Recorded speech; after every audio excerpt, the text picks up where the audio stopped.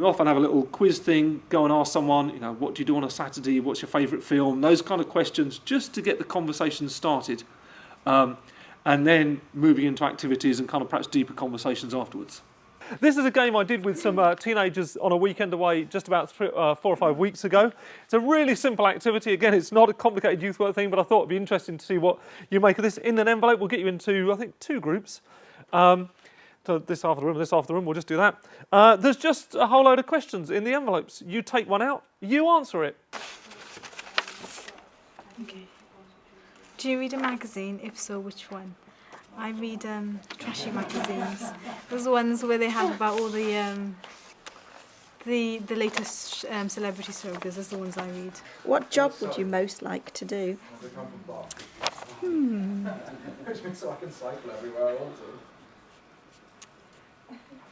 I think I would most like to be a primary school teacher. What one thing would you like to say to Gordon Brown? What? Why me? Why can't I have that question? I don't know if I can think of an answer quick enough.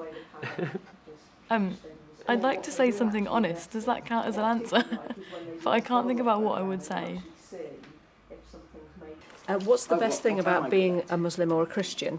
I just heard that question over in the other group and thought, ooh, that's a good one, but isn't it?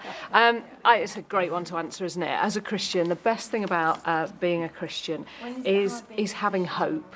I'm assured through Jesus of a life after death. I've got a hope that whatever I face today or tomorrow, that God is with me, and I feel I have the best news and story to tell other people.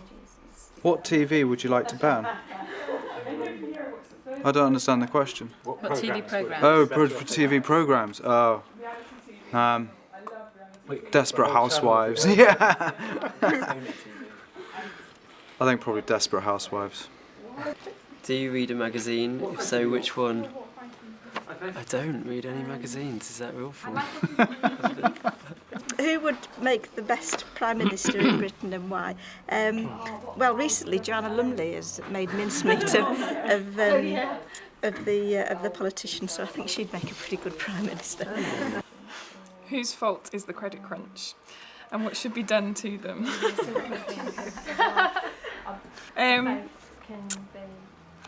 I actually think we're all responsible for the credit crunch in a controversial way.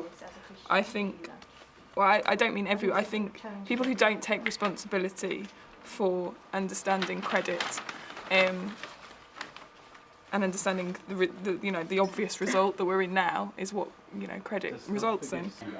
Was it ever difficult being a teenager? It was actually. You wouldn't think to look at me today being mild-mannered, but now I was quite a rebellious teenager. I think I was the youngest of 3, 2 sisters, both older than me. And I think it was a bit isolating in the family and also where we lived, which is in the middle of the countryside. So I think, yes, I had my rebellious years when I was probably between 13 and 17. And they were quite difficult, and I can give an example of this. There's if you go to my house at home, back in Ireland, there's little chips out of the stairs, which I proceeded to do when I was about 15 with a hammer, which didn't go down very well at home. So that's a kind of living memorial to my troubled teenage years.